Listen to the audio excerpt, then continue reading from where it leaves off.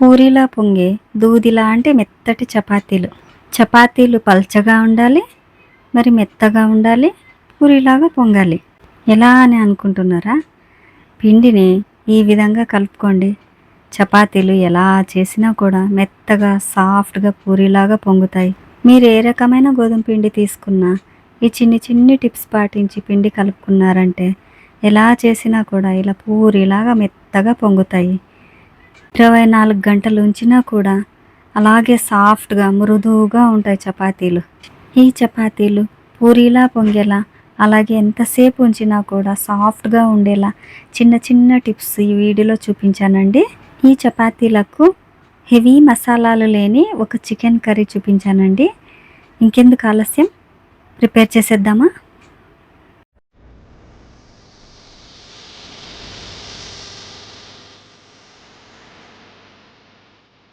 అందరికీ నమస్తే అండి. Welcome back to my channel. ముందుగా స్టవ్ మీద గిన్నె పెట్టుకుని అందులో ఒక 1/2 లీటర్ దాకా నీళ్లు పోసుకోండి.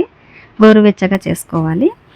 మిక్సింగ్ బౌల్ తీసుకొని అందులో నేను ఇక్కడ 2.5 కప్పుల దాకా గోధుమ పిండిని తీసుకున్నాను.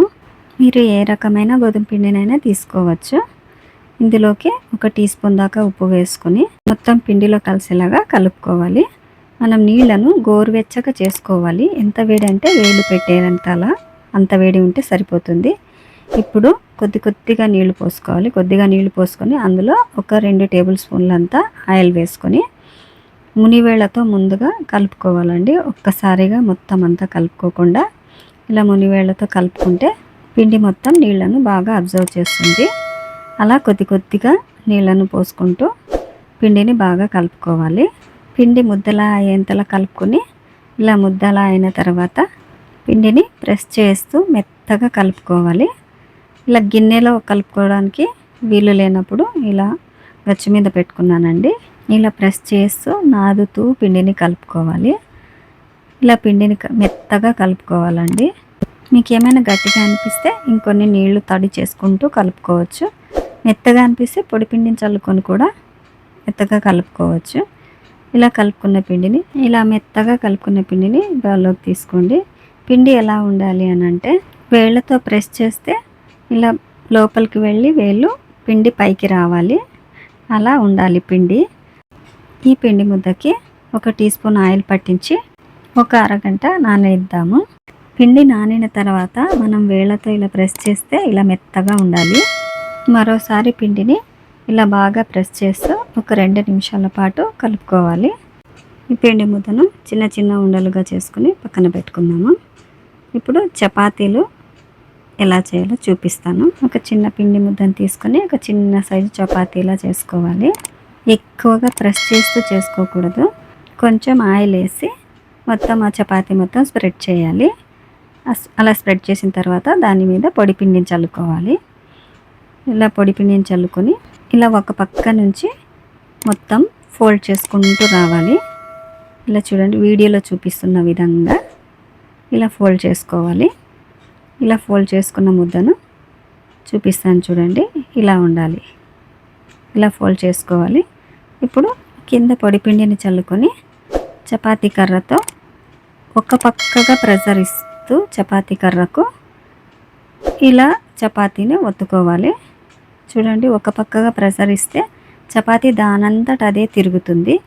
మీకు ఒకవేళ ఇలా రాకపోతే నార్మల్గానే చపాతీ చేసుకోవచ్చు. ఎక్కువగా ప్రెజర్ పెట్టకండి. చపాతీని పైన రోల్ చేయాలండి. అప్పుడే చపాతీలు బాగా పొంగుతాయి, సాఫ్ట్గా వస్తాయి. స్టవ్ మీద పెనం బాగా వేడిగా ఉండాలండి. వేడి మీద చపాతీలను కాల్చుకోవాలి. ఇలా చూడండి, చపాతీ పెనం మీద వేసిన తర్వాత ఇలా చిన్న చిన్న బబుల్స్ వస్తాయి చూడండి. అలా బబుల్స్ వచ్చినప్పుడు ఇలా ఒకసారి తిప్పి అప్పుడే మరోవైపుకు తిప్పుకోవాలండి చపాతీని. ఇలా చూడండి, అలా కాలింటుంది చిన్నగా. ఇక్కడ మనం చపాతీ పిండిని గోరువెచ్చని నీళ్ళతో కలుపుకున్నాం కదండి. ఇలా గోరువెచ్చని నీళ్ళతో కలుపుకుంటే చపాతీ చాలా సాఫ్ట్గా ఉంటుంది, ఎక్కువసేపు మెత్తగా ఉంటుందండి. ఇలా చపాతీ ఒకవైపు కాలిన తర్వాత మరొక వైపుకు తిప్పుకోవాలి. మరీ ఎక్కువ సార్లు తిప్పకూడదండి. చూడండి, ఇలా తిప్పంగానే ఎలా పొంగుతుందో, మనం ప్రెస్ చేయకపోయినా కూడా చపాతీ అలా పూరిలాగా పొంగుతుందండి. ఈ పద్ధతిలో చేయండి. చపాతీలు చాలా సాఫ్ట్గా చాలా బాగా పొంగుతాయి. ఇలా మీరు ఆయిల్ కావాలంటే ఆయిల్, నెయ్యి కావాలంటే నెయ్యి అప్లై చేసుకుని, డైట్లో ఉన్న వాళ్ళైతే నెయ్యి కానీ నూనె కానీ ఏమీ అప్లై చేయకపోయినా కూడా చపాతీలు సాఫ్ట్గానే ఉంటాయండి. ఇలాగే మిగతా పిండిని కూడా చపాతీలు చేసుకుని కాల్చుకోవడమేనండి.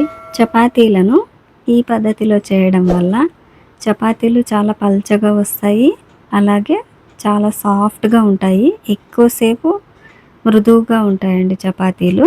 చపాతీలో సాఫ్ట్నెస్ వచ్చేసి మనం చపాతీ పిండి కలపడంలోనూ, అలాగే ఇలా చపాతీని రోల్ చేసుకోవడంలోనూ ఉందండి. ఇలా రోల్ చేసేటప్పుడు చపాతీ కర్రను గట్టిగా ప్రెస్ చేస్తూ రోల్ చేయకూడదండి. ఇలా పైనే ప్రెస్ చేస్తూ ఇలా చపాతీని రోల్ చేయాలి. అప్పుడు చపాతీ సాఫ్ట్గా వస్తుంది. చపాతీ కాల్చుకునేటప్పుడు కూడా చపాతీ కాలిందా లేదా అనేసి ఎక్కువ సార్లు ఇలా తిప్పుకోకూడదు. అలా ఎక్కువ సార్లు తిప్పుకున్నామంటే చపాతీలు గట్టిగా వచ్చేస్తాయండి. ఇలా చేసుకున్న చపాతీలను హాట్ బాక్స్లో పెట్టుకుంటే 24 గంటల వరకు కూడా సాఫ్ట్గా ఉంటాయి. హాట్ బాక్స్లోకి వేసిన వెంటనే మూత పెట్టేయకండి. చపాతీలు వేడిగా ఉంటాయి కాబట్టి ఆ వేడి ఆవిరి వల్ల చపాతీలు చెమ్మ వదులుతాయి. అందుకని చపాతీలు వేసిన వెంటనే పూర్తిగా మూత పెట్టకుండా కొంచెం ఆవిరిపోయేటట్లు మూత పెట్టుకోవాలి. చూడండి, మన సాఫ్ట్ చపాతీలు రెడీ అయిపోయాయి. చూడండి ఎంత మెత్తగా ఉన్నాయంటే దూదిలాగా ఉంటాయండి ఈ చపాతీలు.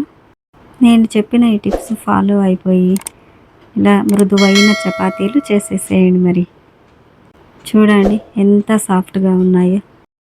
మీరు ఏ రకమైన గోధుమ పిండినైనా తీసుకోండి, చపాతీలు పల్చగా వస్తాయి, అలాగే సాఫ్ట్గా వస్తాయి. ఈరోజు ఈ చపాతీలకు కాంబినేషన్గా హెవీ మసాలాలు లేని ఒక చికెన్ ఫ్రై చూపిస్తున్నానండి. చాలా తక్కువ మసాలాలతో చాలా తక్కువ టైంలోన ఈజీగా ప్రిపేర్ చేసుకునే చికెన్ ఫ్రై అండి. చాలా టేస్టీగా ఉంటుంది. ఈ చికెన్ ఫ్రై కోసం నేను ఇక్కడ 1/2 కిలో చికెన్ తీసుకున్నాను. స్కిన్తోనే తీసుకున్నానండి. ఈ 1/2 కిలో చికెన్ని కొంచెం ఉప్పు వేసుకొని నీళ్లు పోసుకొని బాగా 2-3 సార్లు క్లీన్ చేసుకోవాలి. ఇలా క్లీన్ చేసుకున్న చికెన్ను నీళ్ళన్నీ వంపేసి, నీళ్ళు లేకుండా ఇలా వేరొక గిన్నెలోకి చికెన్ వేసుకొని ఒక 1/2 టీ స్పూన్ ఉప్పు, 1/2 టీ స్పూన్ పసుపు వేసుకొని ఇలా కలుపుకోవాలి. చికెన్లో ఉన్న వాటర్తోనే చికెన్ మొత్తం ఉడికించుకోవాలి.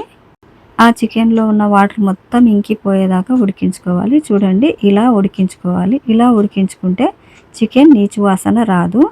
స్టవ్ మీద బండి పెట్టుకొని ఆయిల్ వేడి చేసుకోవాలి. ఆయిల్ వేడయ్యాక 1 టీ స్పూను అల్లం వెల్లుల్లి పేస్ట్ వేసుకుని వేయించుకోవాలి. అల్లం వెల్లుల్లి పేస్ట్ వేగిన తర్వాత మనం ఉడికించుకున్న చికెన్ను మొత్తం వేసేయాలండి. చికెన్ వేసుకున్న తర్వాత ఇలా పైకి కిందికి కలుపుతూ అల్లం వెల్లుల్లి పేస్ట్ మొత్తం పట్టేలాగా కలుపుకోవాలి. ఇక్కడ 2 స్పూన్ల కారం వేసుకోవాలి. తర్వాత ఒక 1/2 టీ స్పూన్ అంత ధనియాల powder, 1/2 teaspoon garam masala వేసుకొని మొత్తం చికెన్కి పట్టేలాగా కలుపుకోవాలండి. స్టవ్ను లో ఫ్లేమ్లోనే పెట్టి కలుపుకోవాలండి. ఇలా కలుపుకున్న చికెన్ను ఒక 5 నిమిషాల పాటు మూత పెట్టి మగ్గించుకోవాలి. ఇలా చూడండి, మనం వేసుకున్న ఆయిల్ మొత్తం ఇలా పైకి తేలుతుంది, అప్పటిదాకా మగ్గించుకోవాలి. ఇలా మగ్గిన తర్వాత ఒక 1/2 టీ స్పూన్ అంతా ఉప్పు వేసి కలుపుకోవాలి. చివరగా కొత్తిమీర వేసుకొని ఒకసారి కలుపుకొని మరొక 5 నిమిషాల పాటు మగ్గించుకోవాలి.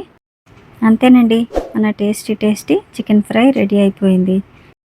మీరు కూడా ఈ టిప్స్తో chapati with chicken fry try చేసి ఎలా వచ్చిందో కమెంట్ సెక్షన్లో చెప్పడం మర్చిపోకండి. మరిన్ని interesting, tasty and easy recipes కోసం మన ఆర్డీజీ పిల్ల ఛానల్ని సబ్స్క్రైబ్ చేసుకోండి. వీడియో నచ్చితే లైక్ చేయండి. లైక్ చేస్తే మీలాంటి మరికొంతమందికి మన వీడియో షేర్ అవుతుంది. అలాగే మీ ఫ్రెండ్స్ అండ్ ఫ్యామిలీకి వీడియోని షేర్ చేయండి. Thanks for watching.